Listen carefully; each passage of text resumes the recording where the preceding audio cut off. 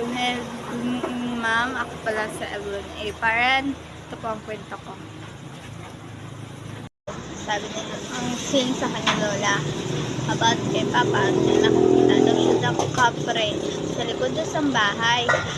Sa likod ng bahay, gabi man daw to si ni lola na matulog na dapat sa natin ka, mas Papa ang gatong mangina daw. Mangina siya. Di naglakad siya sa likod ng balay, may nakita siya dabda naamoy daw siya ng baho na usok balaaw, usok. Ang gabi naman to, abing sa likod pagod sa balay. Upo niya si Tito na giopdan siya, si Tito doon na tayo na siya. Tapos Papa namin nangihingan, naamoyan sila ng baho, usok, lumalipo sila.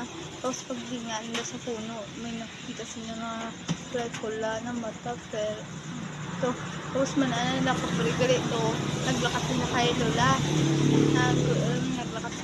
Naglakad sila kay Lola, tapos nagsugid sila tungkol doon. Ano nangyari? Ikadlawan sila ni Lola. Kaya paglakad ni Lola dito sa likod, wala man gali.